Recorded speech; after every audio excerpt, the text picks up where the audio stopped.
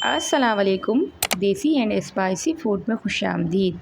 बारिश का मौसम हो और पकोड़े ना बने तो ऐसा तो हो ही नहीं सकता। तो ज़बरदस्त से पकोड़ों की रेसिपी लेके आज हम आपके लिए हाज़िर हो गए हैं। तो आज हम बनाएंगे 3 तरह के पकोड़े, आलू के क्रिस्पी पकोड़े और वेजिटेबल पकोड़े, और बनाएंगे हम मिर्च भरे पकोड़े, मसाले भरे स्पाइसी से।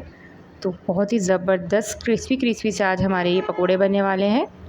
तो आज की वीडियो को आपने बिल्कुल भी मिस नहीं करना है, क्योंकि आज की वीडियो बहुत ज़बरदस्त होने वाली है।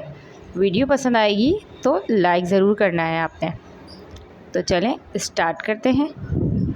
सबसे पहले हमने बेसन ले लिया था, और बेसन को मैं अच्छी तरीके से चेक कर लूँगी कि बेसन में कोई गुठली वगैरह तो नहीं है। तो ये देखिए बेसन हमारा बिल्कुल ज़बरदस्त सा हो गया है, और हमने इसको छान लिया था। तो छानने से ये होता है कि इसकी जो गुठली वगैरह होती है वो सब ख़त्म हो जाती है। तो सबसे पहले मैंने इसके अंदर 2 टीस्पून लाल मिर्ची शामिल की थी, और 1 टीस्पून मैंने इसके अंदर नमक का शामिल किया था। उसके अलावा मैं कोई भी स्पाइसेस इसमें ऐड अभी नहीं करूँगी। इसकी वजह यह है कि सबसे पहले हमने आलू के पकोड़े रेडी करने हैं, तो हमें अभी उसके लिए और मज़ीद कोई स्पाइस नहीं चाहिए। तो ये देखें, थोड़ा सा मैंने इसमें पानी ऐड किया था। हम पानी को एकदम ज़्यादा ऐड नहीं करेंगे, थोड़ा थोड़ा करके पानी को इसमें ऐड करेंगे, ताकि हमें पता चलता रहे कि हमें कितना पानी चाहिए। तो 1 कप के करीब मैं इसमें पूरा पानी तकरीबन ऐड करूँगी। तो ये देखें, 1 कप के करीब मेरा पानी इसमें मैंने थोड़ा थोड़ा करके डाला था, और इसको मैं चमचे की मदद से मैश करती रही थी। तो बहुत ज़बरदस्त सा ये हमारा मैश हो जाता है। थोड़ा थोड़ा करके हम डालेंगे, तो अगर एक साथ बहुत ज़्यादा हम पानी डाल देंगे तो उससे ये होगा कि हमारा बेसन अच्छे से मैश भी नहीं होगा, और दूसरा ये कि वो बहुत ज़्यादा पतला हो जाएगा बहुत ज़्यादा, और उससे फिर वो हमारे जो पकोड़े हैं वो ज़बरदस्त से बन के रेडी नहीं होंगे। तो ये देखें, इसको मैंने अच्छे तरीके से फेंट लिया था, इसमें कोई भी गुठली बाकी नहीं है, और बहुत ज़बरदस्त सा ये देखें थिक सा हम इसको करेंगे। उसके बाद बेसन को हम कम से कम 10 मिनट के लिए भिगो देंगे। उससे ये होता है कि वो बहुत ज़बरदस्त सी इसकी थिकनेस आ जाती है। दूसरी तरफ 1 चमचा मेरे पास भीगी हुई इमली थी, तो इमली के पेस्ट के अंदर मैंने 2 खाने के चमचे चाट मसाला, कोई भी आप किसी भी ब्रांड का शामिल कर सकते हैं, वो मैंने अच्छे तरीके से मिक्स कर लिया था। क्योंकि मिर्चों में ऑलरेडी ख़ुद इतना स्पाइस होता है, तो हमें और किसी स्पाइस की इसमें ज़रूरत नहीं पड़ती है। तो बस मैंने मिर्चों के सारे बीज रिमूव कर दिए थे, और बीज रिमूव करने से ये होता है कि उनकी तेज़ी बिल्कुल ख़त्म हो जाती है। अगर आप चाहें, अगर आपको मिर्ची ज़्यादा पसंद है तो आप इसके बीजों को रहने दे सकते हैं। उसके बाद मैंने ये देखें कुछ वेजिटेबल्स कट करी थी, जिसमें मेरी हरे पत्तों की प्याज थी और वैसी प्याज थी, और बारीक बारीक सी मैंने 4 से 5 हरी मिर्ची कट की थी, और इसके अंदर मैंने आलूओं को कट किया था बारीक बारीक से, मैंने इसके स्लाइसिस कट कर लिए थे। तो ये देखें, बेसन मेरा बहुत अच्छे से भीग चुका है, और अब मैं इसमें आलू शामिल करूँगी। तो अच्छी तरीके से हम आलूओं के साथ बेसन को ये देखें लेप करेंगे, जिससे हमारे पकोड़े बहुत ज़बरदस्त और क्रिस्पी बनते। तो हमारा बेसन बहुत ज़्यादा ना गाढ़ा होना चाहिए, और बहुत ज़्यादा पतला भी नहीं, कि वो आलूओं पे अच्छे से ये देखें लग सके। तो इस तरह से हमने पकोड़े अपने ऑयल पहले से गरम किया हुआ था, तो उसमें हम शामिल कर देंगे। तो ऑयल हमारा बहुत ज़्यादा तेज़ गरम भी ना हो और ठंडा भी ना हो, नॉर्मल टेम्परेचर पे हम इसको रखेंगे। और उसके बाद हम इस तरीके से पकोड़े को एक तरफ से पहले पकाएंगे 3 मिनट के लिए। जब तक आपके पकोड़े एक तरफ से सही से पक ना जाए तो आप उनको पलटे नहीं, वरना उससे हमारे जो पकोड़ों की ज़बरदस्त सी लेयर है वो ख़राब हो जाती है। तो ये देखें, एक तरफ से ये पकोड़े पक चुके थे, तो मैंने इनको दूसरी इनकी साइड चेंज कर दी। तो आलू हमारा नॉर्मल पतला होना चाहिए, बहुत ज़्यादा मोटा आलू होगा तो हमारा वो पकोड़ों में फिर गलेगा नहीं ठीक से। तो मैंने आलूओं की जो लेयर्स है वो बहुत बारीक रखी थी। तो ये देखें, क्रिस्पी क्रिस्पी से मेरे ये आलू के पकोड़े बन के तैयार हो गए हैं। तो इनको मैं छन्नी में डाल दूँगी, ताकि इनका जो ऑयल एक्स्ट्रा है वो रिमूव हो जाए।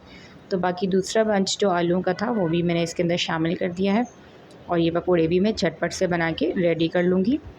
तो जब तक हमारे आलू के पकोड़े रेडी हो रहे हैं, तो अगर आपने अभी तक हमारे चैनल को सब्सक्राइब नहीं किया तो जल्दी से जाके आप हमारे चैनल को सब्सक्राइब कर दें, साथ ही बेल आइकन को लाजमी प्रेस कर दें, ताकि आपको हमारी हर आने वाली वीडियो का नोटिफिकेशन मिलता रहे। वीडियो पसंद आए तो लाइक ज़रूर किया करें, और कमेंट करके ज़रूर बताया करें कि आपको हमारी वीडियोस कैसी लगती है। तो ये देखिए जनाब, गर्मा गर्म आलू के क्रिस्पी से पकोड़े हमारे रेडी हो चुके थे। बहुत ही ज़बरदस्त और क्रिस्पी और बहुत ही बच्चों के लिए तो ये बेस्ट है, क्योंकि आपको पता है कि बच्चे स्पाइसेस कम खाते हैं, तो बच्चों के हिसाब से ये बेहतरीन से हमारे क्रिस्पी पकोड़े बन के रेडी हो चुके थे। अब हमने इसी के अंदर बेसन के अंदर हमने इसके अंदर थोड़ा सा बेसन हमने और शामिल किया था ताकि ये थिक हो जाए, क्योंकि जब हम मिर्च के पकोड़े बनाते हैं तो हमें उसके लिए थोड़ा थिक बेसन चाहिए होता है ताकि वो अच्छे से उसके ऊपर सही से लग सके, वरना वो मिर्च के ऊपर सही से लगता नहीं है। तो मिर्चों को भी मैंने इसी तरीके से बेसन में लैप करके शामिल कर दिया था। तो ये देखिए मिर्चों के भी मेरे ज़बरदस्त क्रिस्पी पकोड़े बन के रेडी हो चुके हैं। उसके बाद उसी बेसन के अंदर मैंने अपनी हरे पत्तों की प्याज और हरी मिर्चें जो मैंने कट करके रखी थी वो मैंने इसके अंदर शामिल कर दी थी। तो ये देखें ज़बरदस्त से हमारे ये क्रिस्पी पकोड़े भी बनने लगे हैं। तो दूसरी तरफ हमारी जो मिर्चें हमने रखी थी वो हमारी बन के झटपट में रेडी हो चुकी हैं, और हल्की आंच पे हमने इनको पकाया था ताकि मिर्च हमारी अंदर तक से अच्छे से गल जाए। वरना ये होता है कि बाज़ दफ़ा ऊपर से लेयर तो गल जाती है लेकिन अंदर से मिर्च बिल्कुल कच्ची होती है। तो इस तरीके से हमने इसको नॉर्मल टेम्परेचर पे पकाया था। उसके बाद मैं अपने ये जो मेरे प्याज के पकोड़े हैं वो भी मैं इसके अंदर शामिल कर दूँगी। तो पकोड़े का साइज़ आप अपने हिसाब से छोटा बड़ा कर सकते हैं। मैं नॉर्मल साइज़ के पकोड़े बनाने लगी थी, तो ये देखें 2 से 3 मिनट के बाद मैं पकोड़ों की जो साइड है वो चेंज करने लगी हूँ। तो ये ज़बरदस्त से हमारे आज प्याज के पकोड़े भी बन के रेडी होने लगे हैं। तो क्रिस्पी से बारिश के मौसम में आप ये पकोड़े बनाएं, इंजॉय करें। इसके साथ आप इमली की चटनी बनाएं या फिर आप इसके साथ केचप हो, जो भी आपको चॉइस हो, आप वैसे भी इसको खा सकते हैं, क्योंकि ये वैसे ही इतने मज़ेदार से और क्रिस्पी से बनते हैं। तो ये विदाउट केचप और विदाउट चटनी के भी आप खा सकते हैं। बेहतरीन से ज़बरदस्त सी इसकी खुशबू और बेहतरीन सा इसका क्रिस्पी सा जो इसका टेस्ट होता है वो बहुत ही ज़बरदस्त लगता है।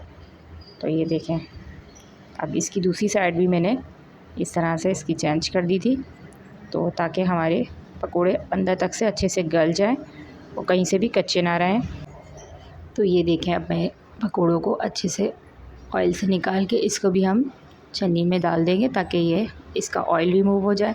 तो मेरे प्याज के क्रिस्पी से पकोड़े भी बन के रेडी हो चुके थे। तो आप ये देखें कितना ज़बरदस्त सा इसका कलर इतना प्यारा लग रहा है, बेहतरीन सा कलर और खुशबू तो बेहतरीन ही आपको पता है। तो जब आप ये बनाएंगे खाएंगे तो आप ख़ुद कहेंगे कि वाकई क्रिस्पी से पकोड़े बहुत ही ज़बरदस्त से हैं। तो ये आलू के पकोड़े और ये क्रिस्पी से हमारे ये प्याज के पकोड़े और ये स्पाइसी से हमारे ये स्पाइसी एंड जूसी से हमारे ये मिर्च के पकोड़े बन के रेडी हो गए थे और बहुत ही ज़बरदस्त इनका टेस्ट आया था। और गर्मा गर्म से पकोड़े चाय के साथ आप इसको सर्व करें और बेहतरीन सा ये देखें ज़बरदस्त सा इसका टेस्ट था। तो इंशाल्लाह आप ये लाजमी इसको ट्राई करें और मुझे लाजमी बताएं कि आपको हमारी ये क्रिस्पी पकोड़ों की रेसिपी कैसी लगी और क्या आप भी इसी तरह से पकोड़े बना के रेडी करते हैं।